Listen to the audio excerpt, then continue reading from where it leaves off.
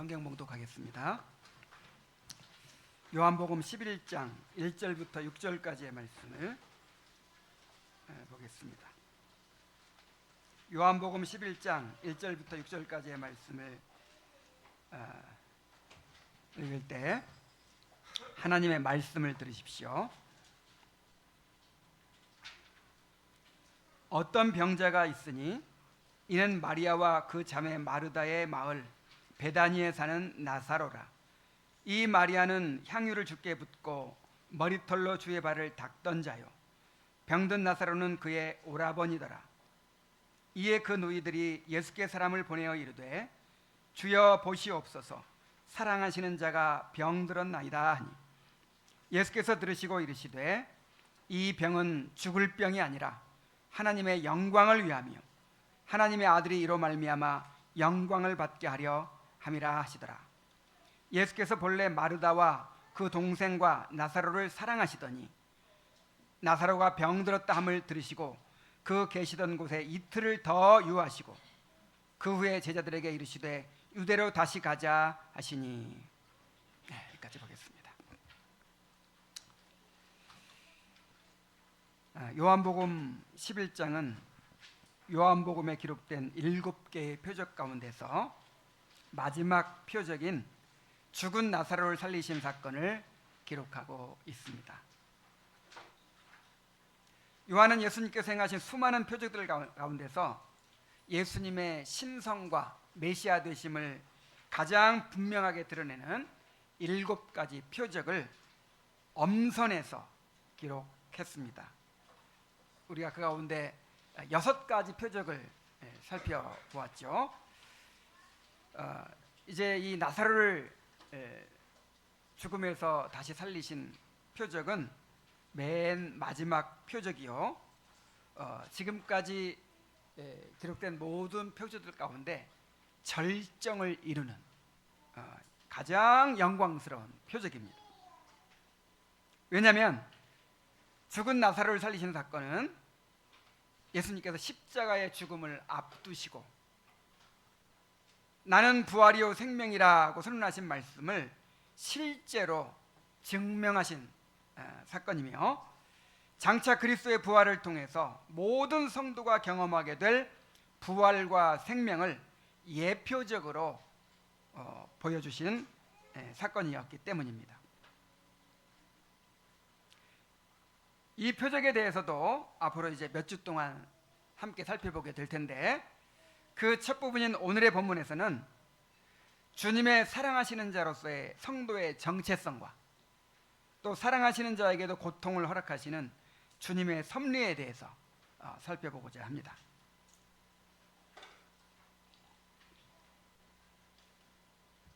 먼저 사랑하시는 자라는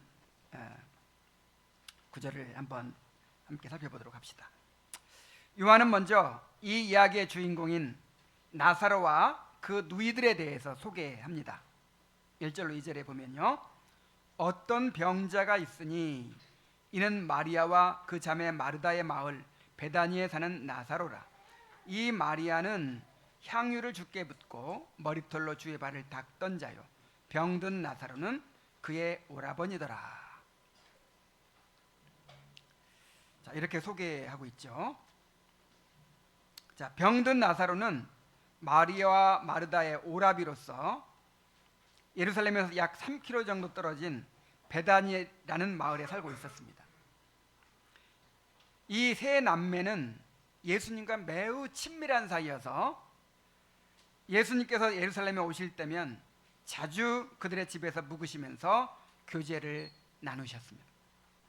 자, 누가복음 10장에 보면 이제 예수님께서 이 집에 오셨을 때의 장면이 그려져 있는데, 예수님께서 이 집에 오셨어요. 그때 예수님이 오셨으니까 음식을 대접해야 되겠죠. 마리아는 열심히 부엌에서 음식을 준비합니다. 그리고 예수님이 오셨으니까 얼마나 예수님과 교제하고 싶어요. 마리아는 예수님의 발 아래 앉아가지고 예수님과 질문하고 또 예수님의 말씀을 듣고 이렇게 대화를 합니다. 그때 마르다가 예수님, 지금 마리아 좀 보십시오. 자, 나는 지금 혼자 이렇게 음식 준비하고 있는데 예수님 앞에 앉아서 말씀만 듣고 있습니다. 빨리 같이 가서 준비하라고 좀 해주십시오. 이렇게 이런 내용이 나와요. 분위기를 좀 짐작할 수 있지요. 그리고 우리가 살펴보고 있는 요한복음 11장에는 나사로가 3번이나 예수님의 사랑하시는 자로 언급되고 있어요. 그리고 나사로를 마리아의 오라비로 소개하면서 이 마리아는 향유를 주께 붓고 머리털로 주의 발을 닦던 자라고 덧붙이고 있습니다. 사실 이 사건은 이제 12장에 나오거든요.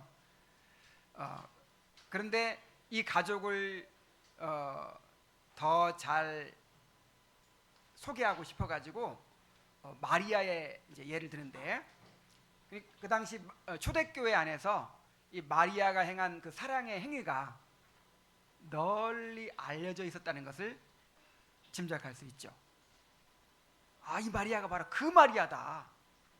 예수님의 발에 향유를 부었던, 그리고 자기 머리털로 씻었던 그 마리아다. 이렇게 소개하고 있는 거예요. 이렇게 이 3남매는 예수님께 특별한 사랑을 받았을 뿐만 아니라 이들 또한 예수님을 무척 사랑했어요. 자, 이들은 예수님께도 큰 위로가 되었을 것입니다. 자, 예수님이 예루살렘에 오시면 그 분위기가 어때요?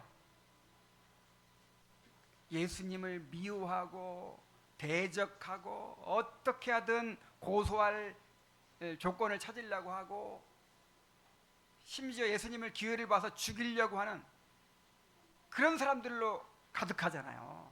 그래서 그 가운데서 예수님이 말씀 전하시고 병자를 고치시고 그 유대인들과 논쟁을 벌이시고, 또 수많은 사람들이 막 찾아오잖아요. 수많은 사람들이 찾아와서 그들과 또 그들에게 말씀을 전하시고, 자, 이러한 가운데서 얼마나 예수님이 긴장 가운데 스트레스를 받고 피곤하셨겠어요. 자, 그러면 이제 일과가 끝나고 어디로 갑니까? 물론 기도하러 감람산으로 갈 때도 있지만 일과가 다 끝나고 어디로 주무시러 가요? 한 오리 정도 떨어진 베다니로 가시는 거예요. 베다니에 가면 누가 있어요? 나사로와 마르다와 마리아 3남매가 있어요. 그 집은 정말 예수님께 안식처와 같은 곳이었어요. 예수님을 사랑하고 예수님의 말씀을 듣고자 하고 예수님을 만나고자 하고 어떻게든 예수님을 대접해드리고자 하고 위로해드리고자 하고, 자, 이런 사람들이 있었기 때문입니다. 그래서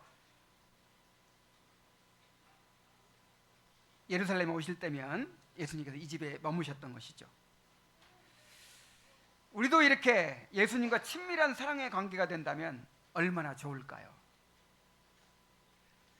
자, 그런데 여러분, 우리가 바로 주님의 사랑하시는 자임을 알아야 합니다. 자, 우리가 누구라고요? 안 믿어지십니까?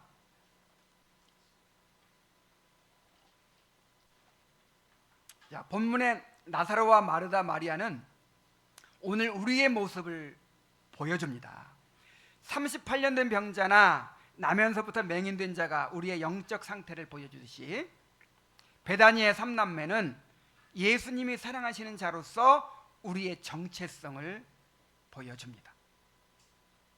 자, 만일 예수님이 육신을 입으시고 이 안양에 오셨어요. 자, 그럼 누구네 집에 갈까요? 자, 이 가운데 누구네 집에 갈 것 같아요? 아이고, 나는 믿음도 약하고 뭐 교회도 잘 섬기지도 못하고 하니까 나는 그냥 지나치실 거야. 자, 그렇게 생각하십니까? 그렇지 않아요. 절대 그렇지 않습니다. 예수님은 여러분 한 사람 한 사람을 나사로처럼, 마르다와 마리아처럼 그렇게 사랑하십니다. 자, 아우구스티누스는 이렇게 말했어요. 하나님께서는 우리 각 사람을 사랑하시되 마치 한 사람만을 사랑하시는 것처럼 사랑하신다 그랬어요. 자, 이게 무슨 말이에요? 예수님은 무한하신 하나님이십니다. 그래서 그 사랑도 무한하고 절대적이에요. 그래서 그 사랑은 나뉘지 않습니다. 그 사랑은 한계가 없습니다. 그래서 이 세상에 나 한 사람밖에 없는 것처럼 그렇게 나를 사랑하십니다.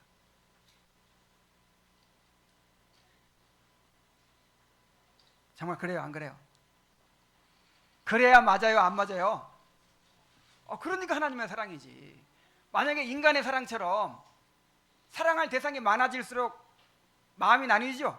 사랑이 줄어들죠. 우리 전도하면 안 돼요. 그러면 신자가 늘어날수록 나한테 올 몫이 어떻게 돼요? 적어지잖아요. 근데 왜 그렇게 우리는 전도하려고 애를 쓰죠? 절대로 사랑이 줄어들지 않단 말이에요. 하나님은 모든 사람에게 부유하시다 그랬어요. 오히려 사랑이 더 풍성해집니다. 자, 하나님은 이 세상에 나 한 사람밖에 없는 것처럼 그렇게 나를 사랑하십니다. 사랑하시는 자가 누구예요? 하나님의 사랑하시는 자가 누구예요? 납니다. 여러분 그것을 믿으셔야 돼요. 자, 그리고 이 사랑을 십자가로 증명하셨어요. 로마서 5장 8절에 우리가 아직 죄인 되었을 때에 그리스도께서 우리를 위하여 죽으심으로 하나님께서 우리에게 대한 자기의 사랑을 어떻게 하셨느니라? 확증했다 이 말이에요. 증명했다 이 말이에요. 하나님이 나를 사랑하는 걸 내가 어떻게 합니까? 이런 마음이 우리에게 있잖아요. 자, 뭘로 보여줄까요? 그냥 자기 목숨을 바쳐버리셨어요.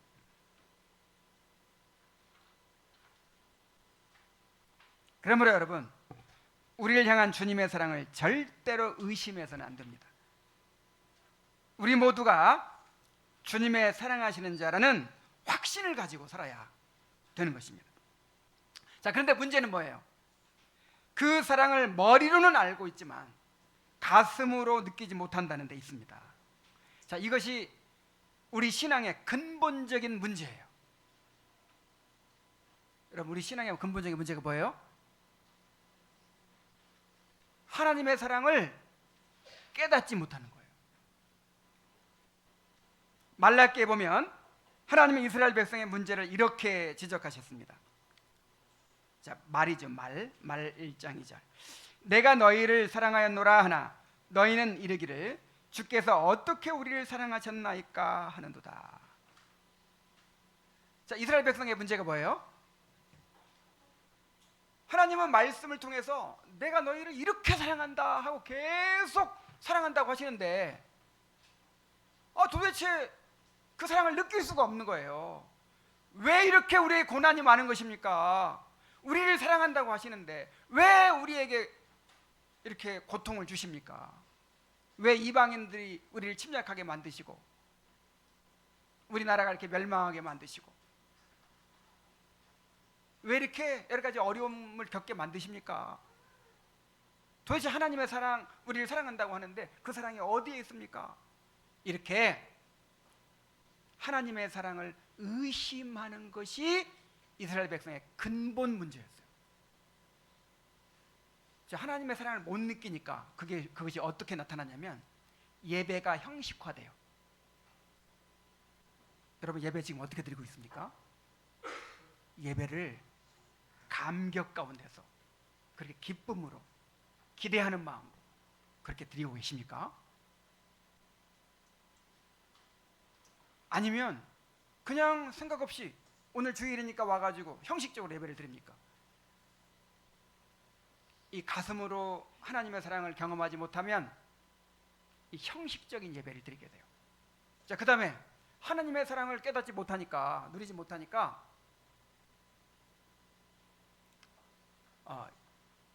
염려에 빠져요. 두려움에 빠져요.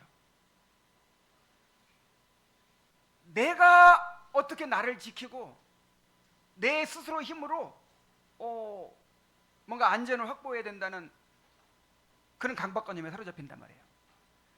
그래서 결국 어떻게 됩니까? 하나님의 말씀대로 살지를 못해요. 이것이 말라기에 나오는 이스라엘 백성들의 문제였어요. 자, 어떻게 돼요? 하나님께 드리는 제사, 하나님께 드리는 예배가 드리긴 드려요. 그게 하나님의 백성이니까. 그런데 너무 형식적인 거예요. 하나님께서 막 어떻게 책망하셨냐면, 누가 성전문을 닫아버렸으면 좋겠다. 이렇게 형식적인 예배, 이렇게 마음에 사랑이 없고 감동이 없고 하나님을 경외함이 없는 이런 예배를 그렇게 드릴 바에는 아예 성전문을 닫아버렸으면 좋겠다 그러셨어요.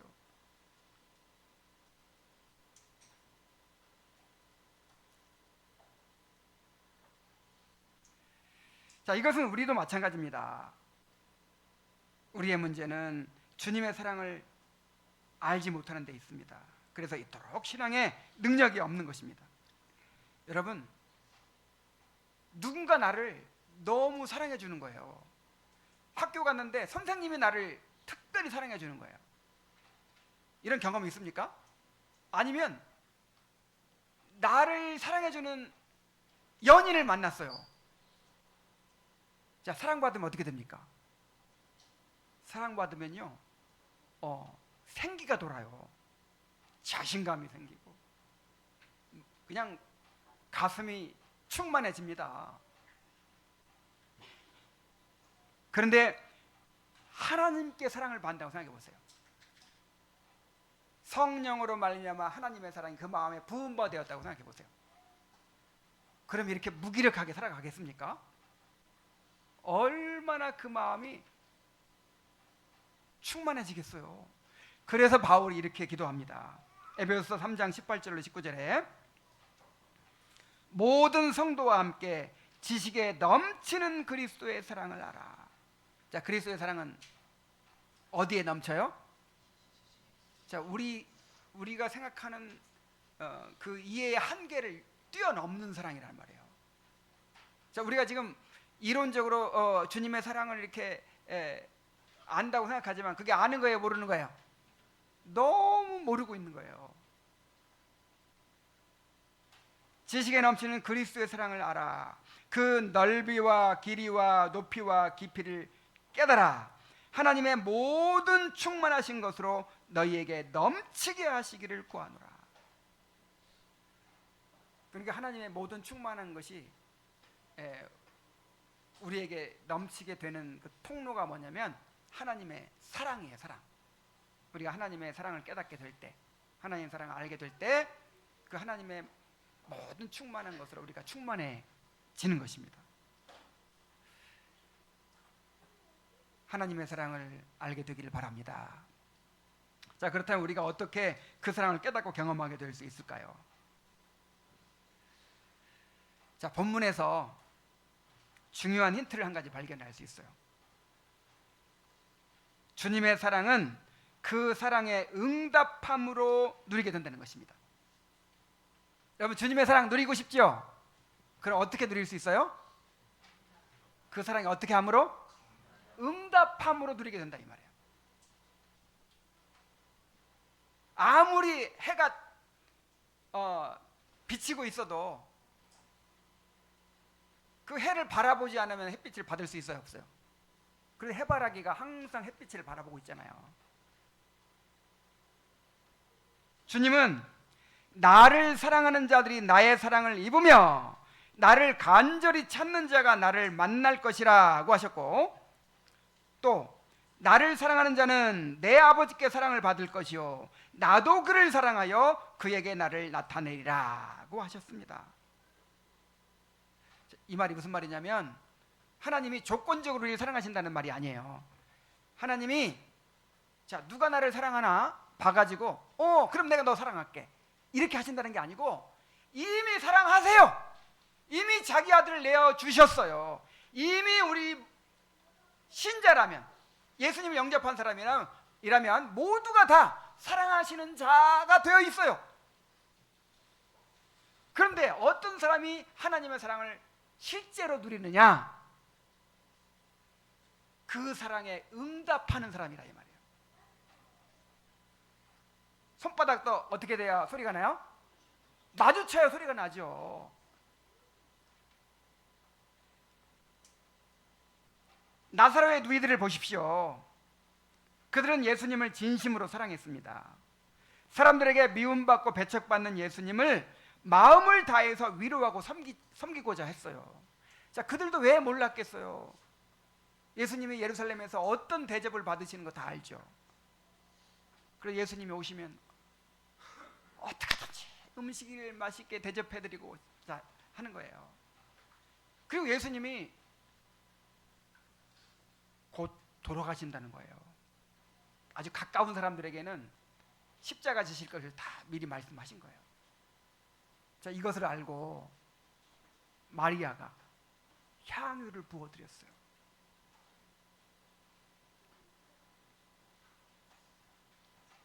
이렇게 예수님을 사랑하였기 때문에 예수님의 사랑을 그토록 많이 누리게 된 것입니다. 일방적인 사랑은 가슴 아픈 사랑이에요. 사랑하는 사람은 그 사랑에 응답이 없어서 아프고, 사랑받는 사람은 그 사랑을 느끼지 못해서 아픕니다. 그러나 서로 응답하는 사랑이 될 때 그 사랑을 풍성하게 경험하게 되고, 사랑하는 자와 사랑받는 자가 함께 즐거워하게 됩니다. 그러므로 우리가 주님의 사랑을 경험하고자 한다면 그분의 사랑에 응답하여 우리도 주님을 사랑해야 합니다. 주님과의 사랑은 인격적인 관계 속에서 자라가는 사랑이에요.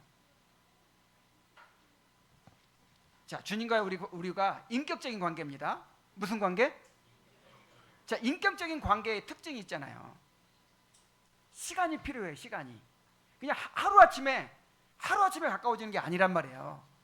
시간이 필요하고, 또 서로 마음을 나누는 것이 필요하고, 교제가 필요하고, 서로에게 자기를 내어주는 것이 필요하고, 자, 이런 과정을 통해서 자라가는 사랑이에요. 그러므로 그 사랑을 키워가야 되는 거예요. 가장 중요한 것이 뭐냐면 매일 말씀과 기도로 주님과 교제하는 것입니다. 여러분, 하루를 어떻게 시작하십니까? 말씀과 기도로 주님을 만나고 하루를 시작하십니까?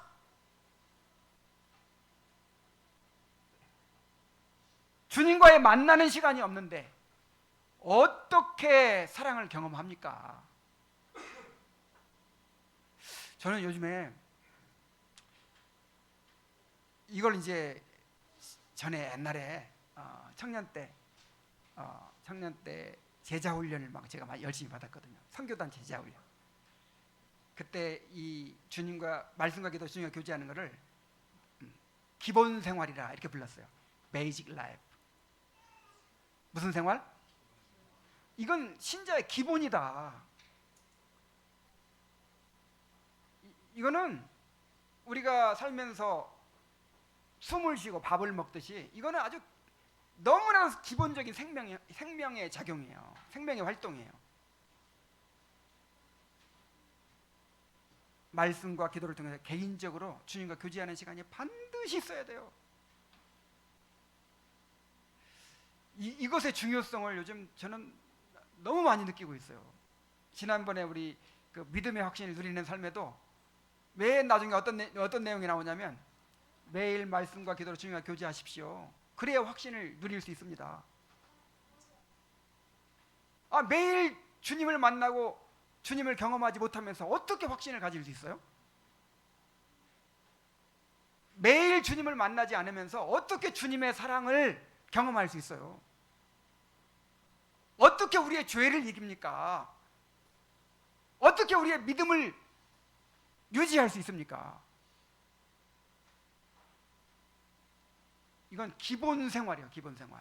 정말 이것이 없으면 정말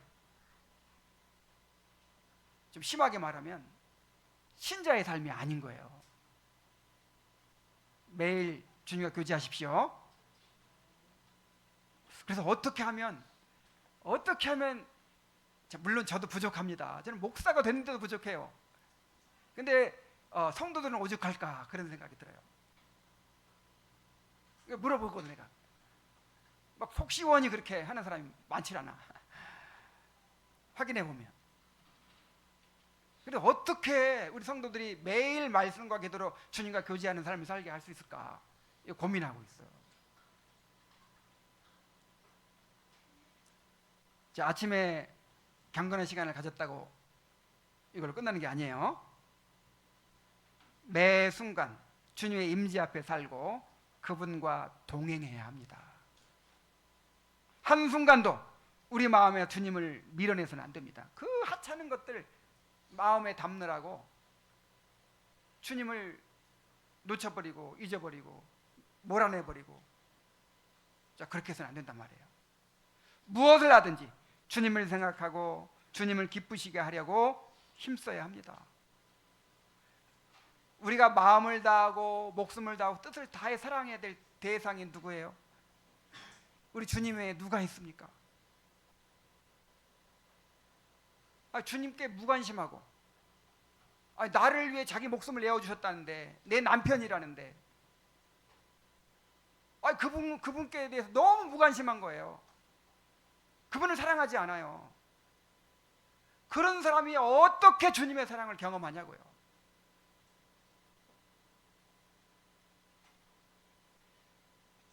주님께서 지금도 내가 너희를 사랑하노라 이렇게 말씀하고 계십니다. 그 사랑에 응답해서 주님을 사랑하시기 바랍니다. 우리가 주님을 사랑하는 만큼 우리를 향한 주님의 사랑을 우리가 더욱 깊이 경험하게 될 것입니다.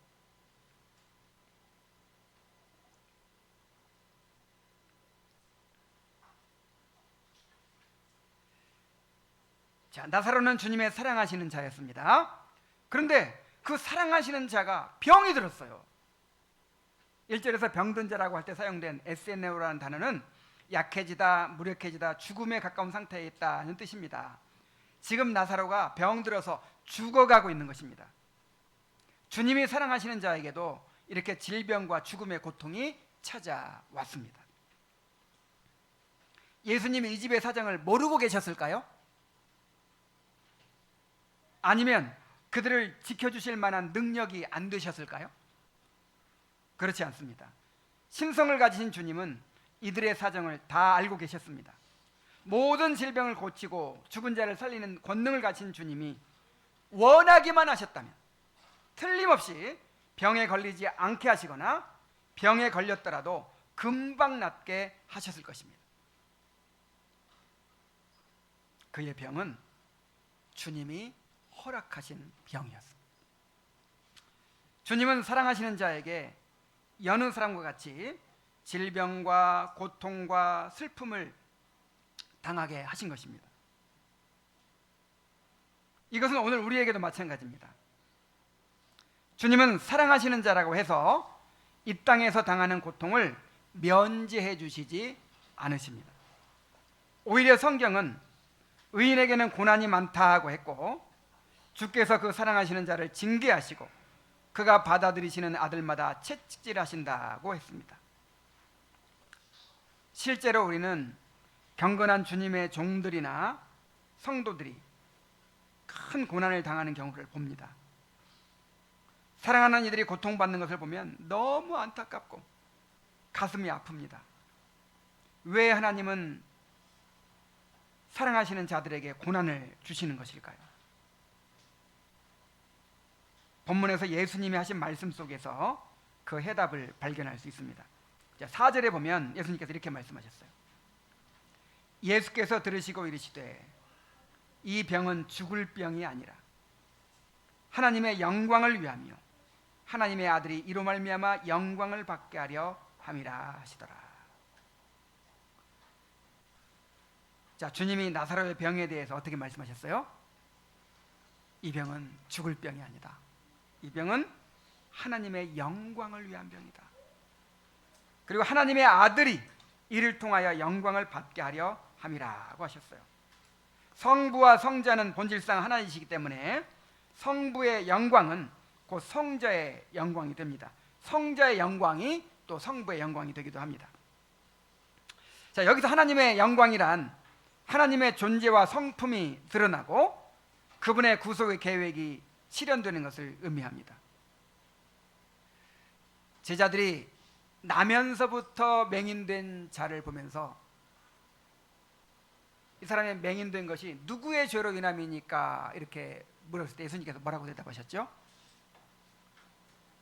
그 부모의 죄도 아니고 본인의 죄도 아니고 하나님께서 하시는 일을 나타내기 위함이다 라고 하셨죠. 같은 말이에요. 하나님의 하시는 일이 드러나는 것이 하나님의 영광이 드러나는 것이죠. 주님은 나사로가 병드는 것을 허락하셨습니다.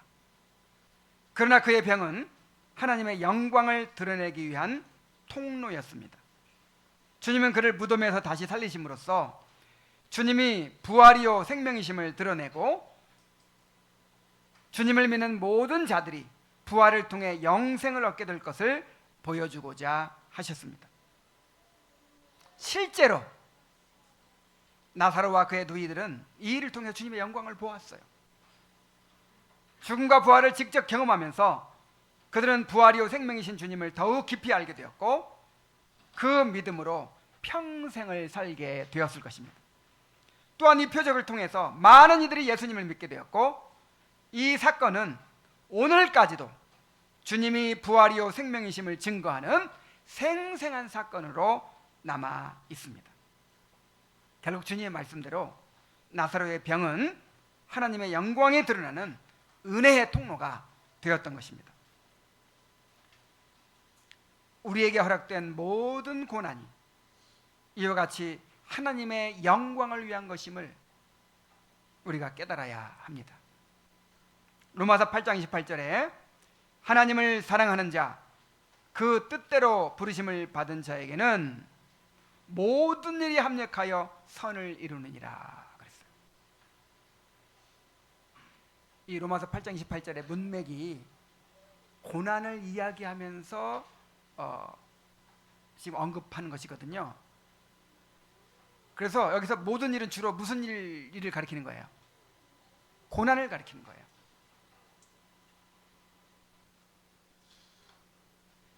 주님은 우리가 세상에 당하는 고난을 면제해 주시는 대신에 그 고난 가운데 함께 하시며 은혜로 견디게 하십니다. 그리하여 우리를 연단하시고 주님을 알게 하시며 믿음이 자라게 하시고 결국 우리의 구원을 완성해 가십니다. 주님은 우리가 당하는 고난을 통해서 하나님의 행하시는 일을 나타내심으로써 하나님의 영광을 드러내십니다. 그러므로 우리는 왜 이런 일이 일어났는가를 묻기보다 이 일을 통하여 하나님께서 이루실 일이 어떤 것인가를 바라보아야 합니다. 비록 지금은 다 이해할 수 없어도 주님의 완전한 사랑과 섭리를 신뢰하며 인내해야 합니다. 사도 바울의 이 고백이 우리의 고백이 되어야 합니다. 디모데후서 1장 12절 내가 또 이 고난을 받되 부끄러워하지 아니하며 나의 의뢰한 자를 내가 알고 나의 의탁한 것을 그가 그날까지 능히 지키실 줄을 확신함이라. 제가 이 구절은 너무 자주 설명을 했죠. 정말 바울의 심정으로 이 말씀을 깊이 묵상해 보세요.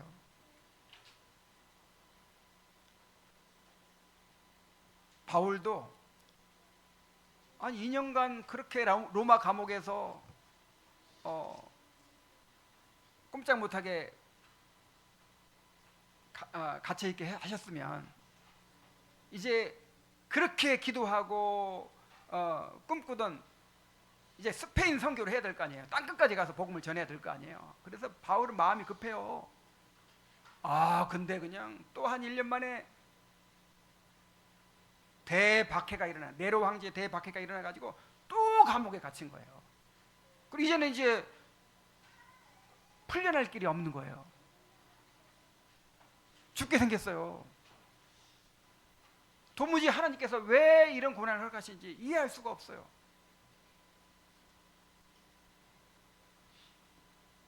그러나 바울은 내가 또 이 고난을 받되 부끄러워하지 않는다 그랬어요.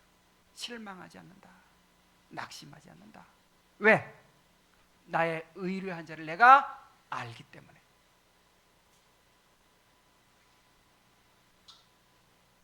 나의 의탁한 것이 뭐예요? 구원이에요. 구원. 주님께서 나의 구원을 지금 이루어가고 계시잖아요. 나의 소명이에요. 이것이 다 누구한테 달려 있어요? 주님께 달려 있어요. 주님께서 책임지십니다. 그래서 주님께서 능히 지키시고 이루실 것을 확신하기 때문에 이해할 수 없는 고난이 계속 나에게 닥쳐와도 실망하지 않다는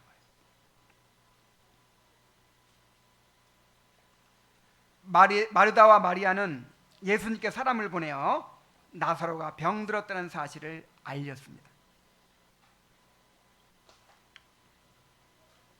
3절 보면 이에 그 누이들이 예수께 사람을 보내어 이르되 주여 보시옵소서 사랑하시는 자가 병들었나이다 하니.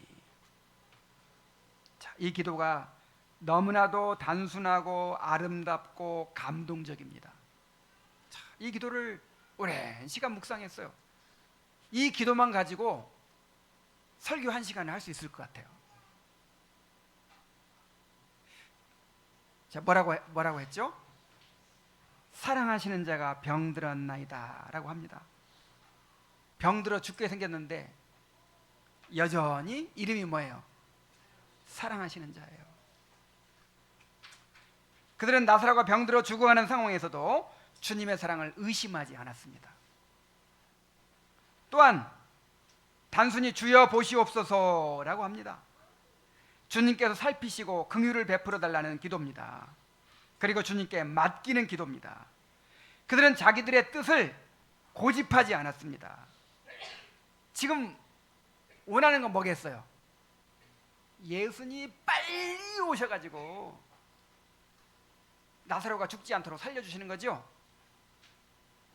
근데 주님 지금 당장 오셔야 됩니다. 정말 우리 사랑하신다면 그동안 우리 예정을 생각해가지고 정말 우리 실망시키면 안 됩니다. 빨리 오셔야 됩니다. 그리고 반드시 어떻게 해주셔야 됩니다. 살려주셔야 됩니다. 죽기 전에 오셔야 됩니다. 자, 이러지 않았어요. 주여 보시옵소서.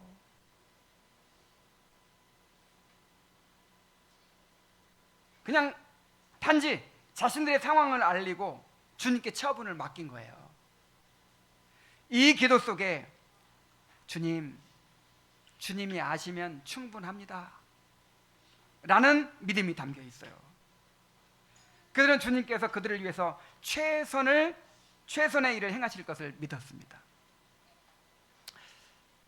또 요한계시록 생각이 나요. 요한계시록이 어떤 상황에 쓰여졌습니까? 혹독한 박해 가운데 있는 그 교회를 위로하기 위해서 주신 말씀이잖아요. 막 성도들이 부르짖습니다. 주여, 우리가 이렇게 박해를 받고 감옥에 갇히고 또 지도자들이 순교하는, 그래서 교회가 지금 무너져가는 이 상황에서 주님 어찌하여 침묵하고 계십니까? 속히 우리를 구원해 주시고 저 원수들을 심판해 주시옵소서, 이렇게 부르짖었을 거 아니에요.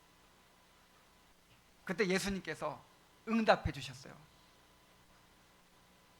반모섬에 있는 요한에게 자기를 나타내 주셨죠. 그래서 이 왕이요 제사장이신 주님께서 일곱 주대 사이를 거니셨다고 그랬어요. 지금 고난받고 있는 그들과 함께하고 계셨어요. 그리고 주님이 그 상황을 지배하고 다스리고 계셨어요. 이걸 보여주셨어요. 그러면서 뭐라고 말씀하셨어요? 내가 안다. 뭐라고요? 그걸로 끝. 그걸로 끝이에요. 주님이 다스리고 계신 걸 보여주시고, 장차 구원을 완성하시고 심판을 완성하시고 하나님 나라를 이루어 주실 것을 보여주신 다음에 너희들이 얼마나 큰 고통 가운데 있다는 것을 내가 안다. 이게 응답이에요. 이것으로 충분한 거예요. 주님이 아시면 됐어요. 이제 주님께서 알아서 하실 거예요.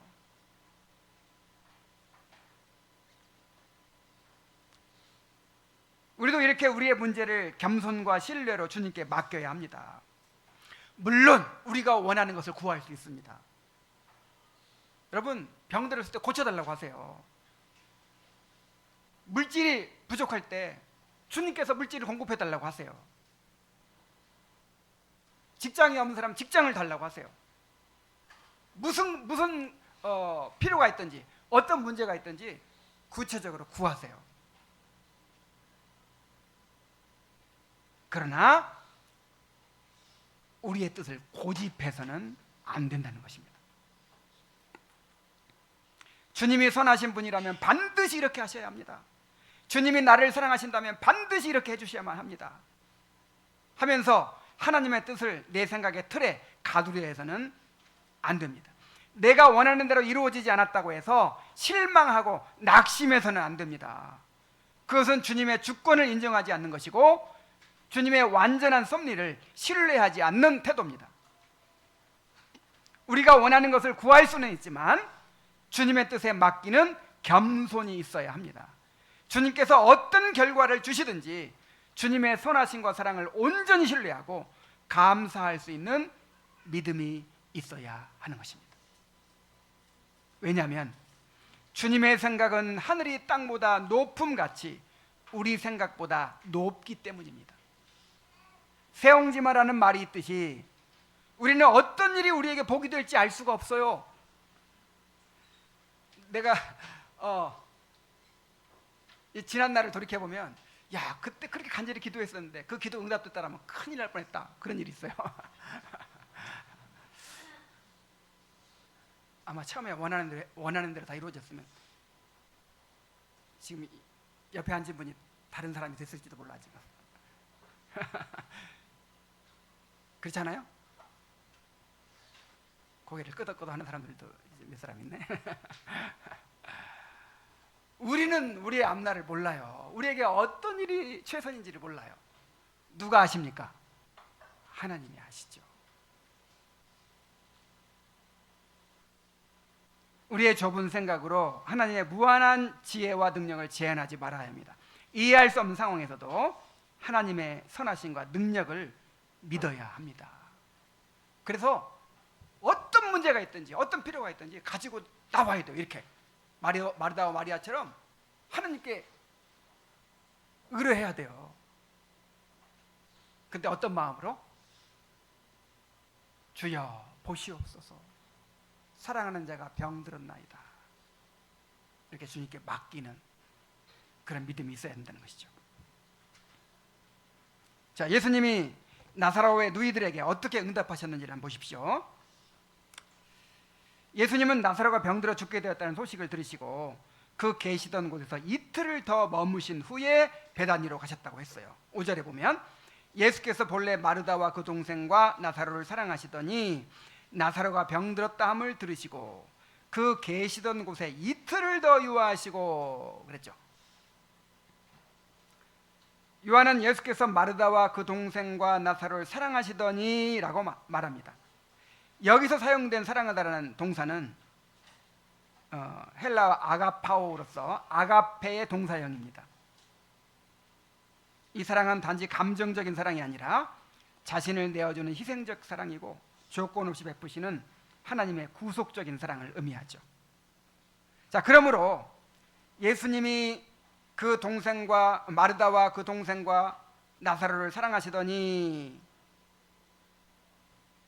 라고 했으니까, 야, 예수님께서 이제 그들을 위해 어떤 일을 하시겠구나, 이런 걸 기대하게 되죠.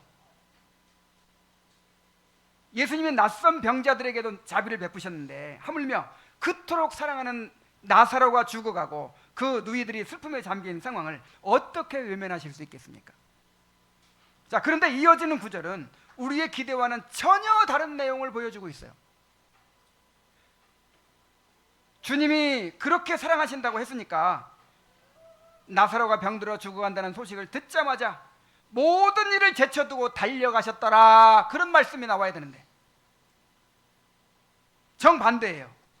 나사로가 병들었다함을 들으시고 그 계시던 곳에 이틀을 더 유하시고 라고 합니다. 예수님의 행동을 이해할 수가 없어요. 자, 사랑하시면 어떻게 해야 돼요? 모든 일을 제쳐두고 달려가야죠. 자, 나사로의 집은 예수님이 계시던 곳에서 30km 정도가 떨어져 있어요. 그러니까 마르다와 마리아가 사람을 보냈잖아요. 하루 종일 걸린 거예요. 하루 종일 걸려서 이제 예수님께 갔습니다. 그럼 예수님이 거기서 이제 밤이니까 뭐 주무셔야겠죠. 주무시고 아침에 또 새벽까지 오셔도 또 하루가 걸리는 거예요. 이틀이 걸리는 거예요, 이틀. 근데 예수님이 며칠을 더 머무셨다고요? 이틀. 이틀이나 더 머무시고 그렇게 이제 베다니로 가자 해가지고 가셨는데 도착해 보니까 이미 나사로가 죽어 있어요. 언제 죽었냐면 사람을 보낼 때 벌써 죽은 거예요. 그래가지고 죽은 지 나흘이나 됐어요. 이미 장례까지 치러버렸어요. 예수님이 그들을 그렇게 사랑하셨는데 왜 이틀이나 늦게 가셨을까요? 자, 그 나흘 동안 이 마르다와 마리아가 경험했을 고통과 막막함과 그 절망감, 이걸 한번 상상해 보세요. 오실 때가 되었는데 오시지 않는 예수님을 기다리면서 얼마나 애를 태웠겠습니까? 사랑하신다면서 왜 애 태우며 기다리게 하시고 결국 슬픔을 겪게 하셨을까요? 인간적인 시각으로 보면 예수님의 행동은 도무지 이해가 되지 않습니다. 그러나 예수님은 그들을 사랑하시기 때문에 지체하신 것이었어요. 주님의 침묵은 무관심이 아니라 하나님의 영광을 드러내기 위한 준비였습니다. 주님은 이 일을 통해서 그들이 부활이요 생명이신 주님을 경험하고 더욱 온전한 믿음을 갖게 되기를 원하셨어요. 그러려면 좀 기다려야 돼요. 만약 죽기 전에 도착하셨다고 생각해 보세요. 죽기 전에 도착하셔가지고 막 죽을 뻔한 사람을 살려주셨어요. 아니면 죽자마자 도착하셔가지고 숨이 막 넘어간 사람을 살려주셨어요. 그러면 예수님이 부활이요 생명이심이 분명히 날 수 있겠습니까? 완전히 모든 사람이 죽음을 확인할 수 있도록, 그리고 그 죽음 때문에 고통과 슬픔에 빠져 있도록 그렇게 허락하신 거예요. 그래야 죽음을 이기신 그리스도의 생명의 능력이 드러나는 거예요.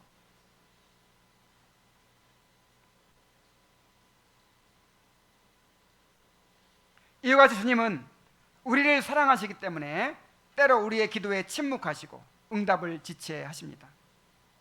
우리의 고통 가운데서 부르짖어도 오래도록 응답이 없을 때 우리의 마음은 깊은 절망에 빠집니다. 자, 그런데 그러한 상황에서도 주님은 여전히 일하고 계신다는 사실을 우리가 깨달아야 돼요. 요셉을 보십시오. 저는 요셉이 이제 마지막, 요셉이 계속해서 시험을 이기고 믿음을 나타내고 막 했잖아요. 노예로 팔려서도 좌절하지 않고, 물론 좌절을 이겨냈겠죠. 하나님과 동행하면서 그래 성실하게 일을 했잖아요. 그리고 뭐가 됐죠? 총무가 됐잖아요. 그리고 하나님의 말씀에 순종하는 것 때문에 억울한 누명을 써서 감옥에 갇혔어요. 감옥에 갇혀서까지 또 믿음을 잃지 않아요. 거기서 죄수들을 상담해주고 성실히 섬기니까 모든 죄수들을 맡겠다고 했어요. 그런데 최후에 나는 요셉이 가장 큰 시험을 당했다고 생각해요. 그게 언제였죠? 술 맡은 관원장, 떡 맡은 관원장 꿈을 해몽해주고 이제 술 맡은 관원장이 나갔어요. 요셉이 뭐라고 그랬어요? 나가거든. 내가 지금 억울하게 갇혀 있으니까 꼭 나를 기억해 주세요. 염려하지 마. 내가 술 맡은 관원장이야. 내 말 한마디면 황제가 그냥 다 들어줘. 그렇게 약속하고 갔어요. 근데 잊어버렸어. 그렇게 꿀떡같이 약속했는데 잊어버렸어. 얼마 동안? 2년간. 그 2년간의 기다림을 한번 생각해 보세요. 이 마르다와 마리아가 기다렸던 나흘간 못지 않았을 거예요.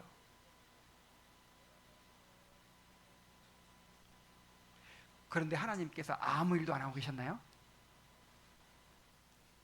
요셉이 나오자마자 바로 앞에 서게 되고 그 다음에 애굽의 총리까지 돼가지고 자기 민족을 그 기근에서 구원할 수 있는 그 준비를 하나님께서 다 이루고 계셨어요. 가장 적절한 때, 그때를 하나님께서 준비하시면서 기다리고 계셨던 것입니다. 그게 몇 년 후예요? 2년 후예요. 바로가 꿈을 꾸고 해몽할 자를 찾을 때였죠. 하나님이 침묵하시는 것처럼 보일 때에도 하나님은 여전히 일하고 계십니다. 기다림의 시간은 결코 헛된 시간이 아닙니다. 그 시간은 우리의 자아가 꺾이고 믿음이 자라며 하나님을 더 깊이 알아가는 은혜의 시간입니다.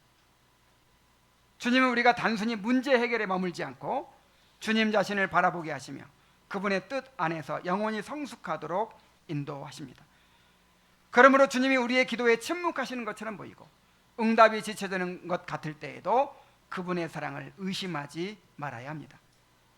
우리의 눈에는 늦은 것처럼 보여도 주님은 결코 늦지 않으십니다. 주님은 지금도 쉬지 않고 일하고 계시며 가장 적절한 때에 자신의 뜻을 드러내십니다. 우리가 가장 절망적인 순간이라고 느낄 때 바로 그때 주님께서는 자신의 영광을 나타내십니다. 인간의 끝은 하나님의 시작이 되는 거예요. 그러므로 우리는 주님의 때를 신뢰하며 그분의 침묵 속에서도 변함없는 사랑을 믿고 인내로 기다려야 합니다. 이제 말씀을 맺겠습니다. 사랑하는 성도 여러분, 주님이 나사로를 사랑하셨듯이 마르다와 마리아를 사랑하셨듯이 우리를 그렇게 사랑하고 계십니다. 그런데 그 사랑은 언제나 우리가 기대하는 방식으로 나타나지는 않아요. 주님은 우리를 사랑하시기 때문에 때로는 침묵하시고 응답을 지체하십니다. 그러나 그 막막한 기다림의 시간에도 하나님은 여전히 역사하고 계십니다. 요셉의 감옥, 다윗의 광야, 그리고 베다니의 눈물 속에서도 하나님은 일하고 계셨습니다. 우리의 눈에는 늦은 것 같아도 주님은 결코 늦지 않으십니다. 기다림의 시간은 믿음이 자라고 하나님을 더 깊이 알아가는 은혜의 시간입니다. 그러므로 어떠한 고난 중에서도 낙심하지 말고 주여 보시옵소서 사랑하시는 자가 병들었나이다 라고 주님께 맡기시기 바랍니다. 주님은 때가 되면 죽음이 생명으로 절망이 영광으로 바뀌는 놀라운 역사를 이루어 주실 것입니다. 기도하겠습니다. 하나님 아버지, 사랑하시는 자 나사로를 통해서 우리가 하나님께 사랑받는 자임을 보여주시니 감사드립니다. 우리에게 원치 않는 고통을 허락하시는 것은 우리를 사랑하지 않으셔서가 아니라 우리를 사랑하시기 때문입니다. 우리를 빚으시고 깨뜨리시고 낮추시고 주님의 형상을 이루심으로 우리의 구원을 완성하시기 위해서입니다. 우리의 가장 좋은 것을 주시기 위해서입니다.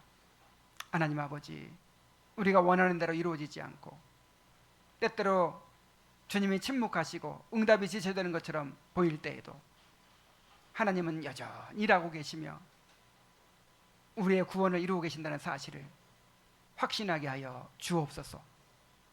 하나님의 사랑을 절대로 의심하지 않게 하시고 어떤 상황에서도 주님께 우리의 문제를 맡기고 주님의 섭리를 신뢰함에 따르게 하여 주시옵소서. 예수님의 이름으로 기도하옵나이다. 아멘.